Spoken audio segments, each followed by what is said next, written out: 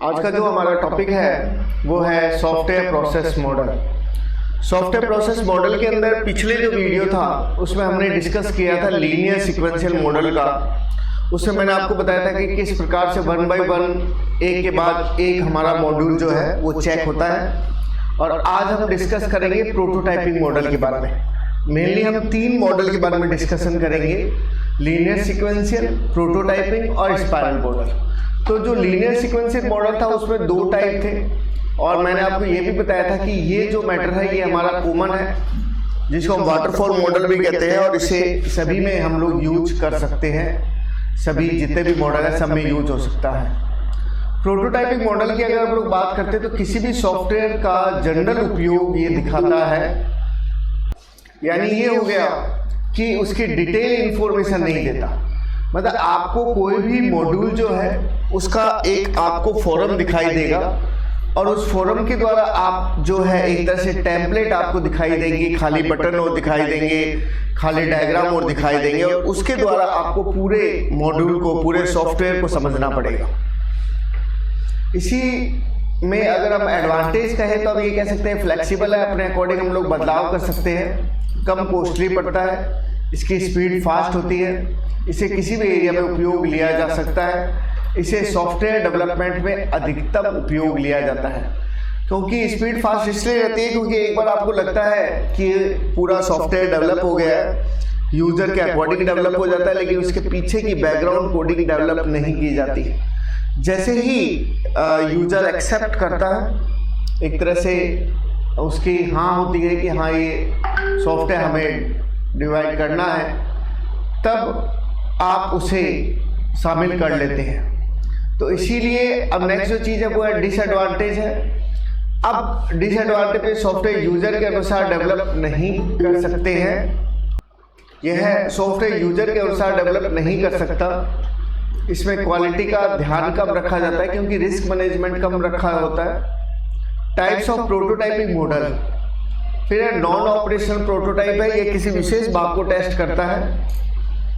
मतलब किसी जो पर्टिकुलर कोई एक पार्ट है उसके ऊपर ज़्यादा समय ले लेता है। फिर एक होता है पेज प्रोटोटाइप होता है। पेज प्रोटोटाइप सभी डेवलपर को अलग अलग काम दे देगा कि भाई आप अपने अकॉर्डिंग अलग अलग क्या करें, उसको डेवलप करें।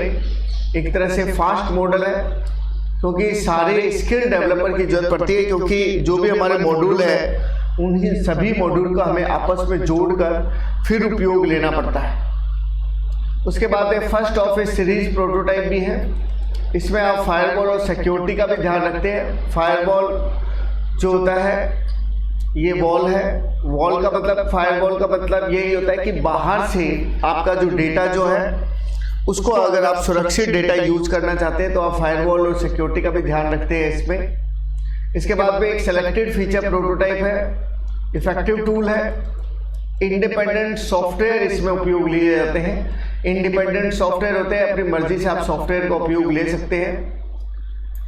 उसके बाद में जो नेक्स्ट जो चीज़ है रैपिड प्रोटोटाइप। रैपिड प्रोटोटाइप की अगर आप बात करते हैं तो यह किसी भी सॉफ्टवेयर का विजुअली शो करता है तो सॉफ्टवेयर को डेवलप कर सकता है। वही जो मैंने शुरू में आपको बताया था, सॉफ्टवेयर को विजुअली दिखाते हुए धीरे धीरे वन बाय वन उसको क्या करता है, डेवलप करता है।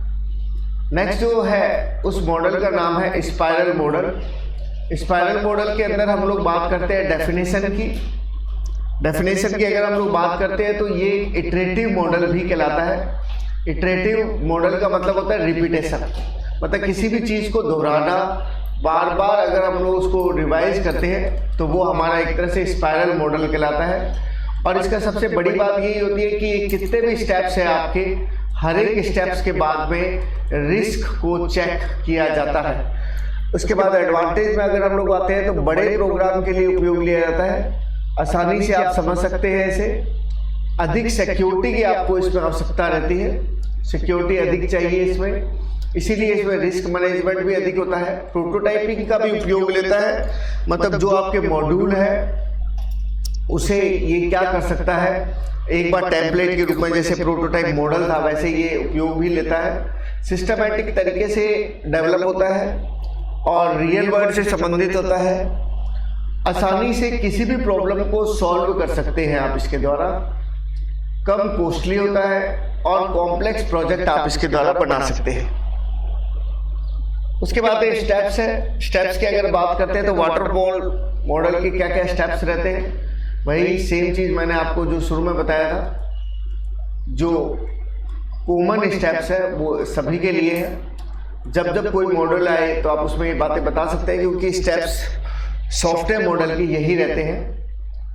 डिसएडवांटेज की अगर बात करें तो कस्टमर मुश्किल से सेटिस्फाई करता है, सभी प्रोजेक्ट अधिक से अधिक उपयोग नहीं ले पाते हैं। जटिल मॉडल है, छोटे प्रोग्राम में यूज नहीं आता, ज़्यादातर जो बड़े प्रोजेक्ट होते हैं उसके लिए ही इसका उपयोग लिया जाता है। कॉम्प्लेक्सिटी इसमें बार बार रिस्क मैनेजमेंट होने के कारण इसकी कॉम्प्लेक्सिटी जो है वो बढ़ जाती है। ये जो है ये आपका कौन सा हो गया, स्पाइरल मॉडल हो गया। अब अगर हम लोग आगे बढ़ते हैं तो इसके बाद में है कस्टमर कम्युनिकेशन। डेवलपर यूजर के साथ कम्युनिकेशन कर सकते हैं, यानी यूजर की आवश्यकताओं को पूरा कर सकता है, प्लानिंग कर सकता है, रिसोर्स को चेक कर सकता है ताकि सॉफ्टवेयर की प्लानिंग को पूरा किया जा सके। रिस्क एनालिसिस होता है, रिस्क को मैनेज किया जा सकता है। इसमें एप्लीकेशन को डेवलप किया जाता है और इसमें इंस्टॉलेशन का कार्य भी किया जाता है। फीडबैक, कस्टमर से फीडबैक भी लेता रहता है। नेक्स्ट जो क्वेश्चन है वो है हमारा सॉफ्टवेयर क्वालिटी। इसका जो डायग्राम जो है ये स्पाइरल मॉडल का हमारा डायग्राम है, जिससे बताया गया है कि कैसे रिक्वायरमेंट हो रही है, फिर हम ऑपरेशनल हम देखते हैं, फिर रिक्वायरमेंट प्लान बनाते हैं, फिर उसको वेरीफाई या वैलिडेशन का यूज करते हैं, फिर सॉफ्टवेयर डेवलपमेंट शुरू कर देते हैं, टेस्टिंग की जरूरत पड़ती है, टेस्टिंग हम लोग करते हैं। इस तरह से सर्कल घूम रहा है और हर एक पार्ट को अलग अलग पार्ट में डिवाइड किया गया। या डिटरमाइन का काम होता है, ऑब्जेक्ट हमें पता लगता है, यहाँ हम आइडेंटिफाई करते हैं, रिस्क को ख़त्म करते हैं, या हम जो डेवलपमेंट है या टेस्टिंग है वो हम लोग काम करते हैं, यहाँ पे हम प्लानिंग का काम करते हैं। तो एक चीज़ को बार बार रिपीटेशन किया गया है, इसीलिए हम लोग इसको स्पाइरल मॉडल भी कहते हैं। नेक्स्ट जो चीज़ है वो है हमारा टॉपिक है सॉफ्टवेयर क्वालिटी। सॉफ्टवेयर क्वालिटी की अगर हम लोग डिस्कशन करते हैं तो इसके द्वारा हम किसी भी सॉफ्टवेयर को बना सकते हैं। मतलब सही समय पे सही तरीके से अगर आप सॉफ्टवेयर बनाना चाहते हैं तो आपका टारगेट ये रहता है कि सॉफ्टवेयर की क्वालिटी को बढ़ाया जाए, अच्छी टेस्टिंग यूज की जाए, अच्छा डॉक्यूमेंटेशन उपयोग लिया जाए, तभी आपकी सॉफ्टवेयर की क्वालिटी जो है वो इंक्रीज होगी। ये सब चीजें सॉफ्टवेयर क्वालिटी में पहले आपको बेसिक कंसेप्ट बता दें। जैसे आपका सिलेबस जो कह रहा है कि पहले आपको सॉफ्टवेयर क्वालिटी समझाना है, फिर मैकॉल ने आपकी कौन से सॉफ्टवेयर क्वालिटी फैक्टर दिए वो हम लोग डिस्कस करेंगे। पहली बात, सॉफ्टवेयर करेक्ट होना चाहिए, मतलब उसकी क्वालिटी सही होनी चाहिए, रिलायबल होना चाहिए। रिलायबल का मतलब इसमें सभी सही मेथड उपयोग लिए जा सके, क्रैश नहीं होना चाहिए, एफिशिएंसी अच्छी होनी चाहिए, सॉफ्टवेयर प्रभावी होना चाहिए, अधिक से अधिक रिसोर्स को एक समय में हैंडल कर सके, ये उसमें विशेषता होनी चाहिए। इंटीग्रिटी होनी चाहिए, उसमें सॉफ्टवेयर में इंटरनल सुरक्षा अच्छी होनी चाहिए। इंटीग्रिटी का मतलब होता है इंटरनल सुरक्षा। इंटरनल सुरक्षा जितनी अच्छी होगी उतना ही अनऑथराइज्ड जो एक्सेस है, हैकर्स है, क्रैकर्स है, उनसे ज्यादा बचाव रहेगा, आपका सॉफ्टवेयर अच्छा रहेगा, क्रैश नहीं करेगा। उसके बाद नेक्स्ट जो चीज है यूजेबिलिटी। यूजेबिलिटी में मतलब सॉफ्टवेयर अधिक यूजेबल होना चाहिए।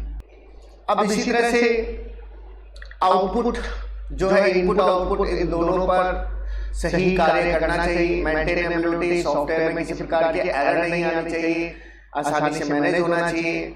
फिर फ्लेक्सिबिलिटी, फ्लेक्सिबिलिटी का मतलब सॉफ्टवेयर फ्लेक्सिबल होना चाहिए, इसे आसानी से बदलाव हम लोग कर सकते हैं।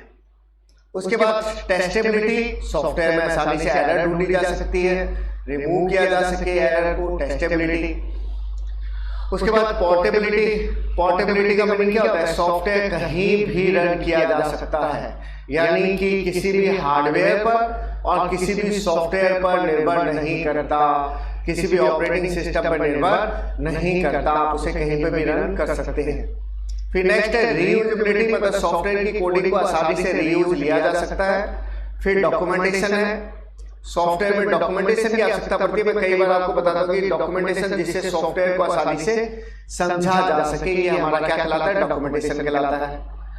फिर नेक्स्ट जो चीज है वो है सिक्योरिटी। जैसे इंटीग्रिटी था, वो अपने एक तरह से आप ये कह सकते हैं इंटरनल सुरक्षा के लिए हम लोग कह सकते हैं सॉफ्टवेयर की खुद की जो कोडिंग है वो सिक्योर रहनी चाहिए। और सिक्योरिटी मतलब बाहरी सुरक्षा के लिए बात कर रहे हैं हम लोग। और स्पीड अच्छी होनी चाहिए, सॉफ्टवेयर की स्पीड बढ़िया होगी तो अच्छा सॉफ्टवेयर माना जाएगा। इसी तरह से मैकॉल की क्वालिटी फैक्टर, मतलब यही सेम बातें मैकॉल ने थोड़ा साइंटिफिक तरीके से आपको समझाई है। तो मैकॉल की क्वालिटी फैक्टर में पहला ऑडिट एबिलिटी। ऑडिट एबिलिटी मतलब कोई भी आपका प्रोडक्ट है उसके आप स्टैंडर्ड को चेक करेंगे कि उसका स्टैंडर्ड क्या है। मतलब जैसे जो भी आपका प्रोडक्ट है वो कहीं ना कहीं क्या होना चाहिए, प्रूव होना चाहिए। ISI जैसे अपने मार्क्स कहते हैं या ISO से ऑथराइज होना चाहिए, इस तरह की उसमें सुविधा होनी चाहिए। एक्यूरेसी बढ़िया होनी चाहिए। एक्यूरेसी मतलब सही रिजल्ट, एकदम आउटपुट प्योर होना चाहिए, उसमें कोई भी पॉइंटों में भी गलती नहीं होनी चाहिए। उसके बाद है कम्युनिकेशन। कम्युनिकेशन का मतलब हो गया कि आप एक इंटरफेस प्रोटोकॉल आप यूज करते हैं ताकि आप क्या कर सके, कम्युनिकेशन कर सके। प्रोटोकॉल को कम्युनिकेशन में उपयोग लिया जाता है। प्रोटोकॉल से ही आप लोग क्या कर सकते हैं, सॉफ्टवेयर कम्युनिकेशन में काम में आ सकता है। कंसिस्टेंसी का मतलब सॉफ्टवेयर डिजाइन और डॉक्यूमेंटेशन दोनों उसमें शामिल होनी चाहिए और वो लगातार शामिल करना चाहिए। कंसिस्टेंसी का मतलब होता है लगातार काम करना, तो कंसिस्टेंसी होनी चाहिए, लगातार काम करना चाहिए वो। और उसके अंदर डॉक्यूमेंटेशन लगातार आप ध्यान कर रखेंगे, उसके अंदर शामिल करते रहेंगे। फिर नेक्स्ट जो चीज है वो है कंप्लीट। आप ये जरूर चेक करें कि आपका सॉफ्टवेयर कंप्लीट हुआ है या नहीं हुआ है, सभी आवश्यकताओं को पूरा कर रहा है या नहीं कर रहा। उसके बाद error to learn. Error to learn का मतलब क्या होता है कि हम सॉफ्टवेयर को इम्प्रूव करते हैं, हमें देखते हैं कि उसमें लगातार कोई एरर अगर आ रही है तो हम उसको क्या कर सकते हैं, इम्प्रूव कर सकते हैं, हटा सकते हैं। फिर है एग्जीक्यूशन एफिशिएंसी। एग्जीक्यूशन एफिशिएंसी का मतलब क्या है, सॉफ्टवेयर की परफॉर्मेंस की स्पीड के अनुसार आप उसको चेक कर सकते हैं। मतलब जैसे मैंने आपको बताया था पहले, स्पीड बढ़िया आनी चाहिए, वही सेम बात होती है कि एग्जीक्यूशन भी उसका क्या होना चाहिए, एफिशिएंट होना चाहिए, प्रभावी होना चाहिए। रन होके उसका जो आउटपुट है वो बढ़िया आना चाहिए। एक्सपेंडेबिलिटी मतलब सॉफ्टवेयर प्रोसेसिंग के अनुसार आप क्या कर सकते हैं, बदल सकते हैं। हम सॉफ्टवेयर में बदलाव कर सकते हैं, नई नई चीजें जोड़ सकते हैं। ये सब चीजें क्या कहलाती है, एक्सपेंडेबिलिटी कहलाती है। मतलब आप आज देखेंगे कि आपका सॉफ्टवेयर सही काम कर रहा है, कुछ टाइम बाद आपको लगेगा कि नहीं यार सॉफ्टवेयर में कुछ चीजें हैं वो हमें बदल लेनी चाहिए, कई नई चीजें हमें उसमें जोड़ लेनी चाहिए, आज का जो वर्जन है वो क्या है, उस तरह से उससे बदलाव आ सकता है। हार्डवेयर इंडिपेंडेंसी मतलब सॉफ्टवेयर किसी हार्डवेयर या ऑपरेटिंग सिस्टम पर निर्भर ना करे। मतलब ये जैसे मैंने आपको एक टॉपिक बताया था पोर्टेबिलिटी, सेम उसी तरह से ये वर्ड है, हार्डवेयर इंडिपेंडेंसी बोलते हैं। इंस्ट्रूमेंटेशन का मतलब सॉफ्टवेयर एक आवश्यक फैसिलिटी है और इसमें एरर चेक होनी चाहिए, यानी कि जब भी हम बात करेंगे एरर की चेक होनी चाहिए तो वो कहलाएगा इंस्ट्रूमेंटेशन। नेक्स्ट जो है, नेक्स्ट वीडियो में हम लोग डिस्कस करेंगे सॉफ्टवेयर रिक्वायरमेंट एनालिसिस और स्पेसिफिकेशन।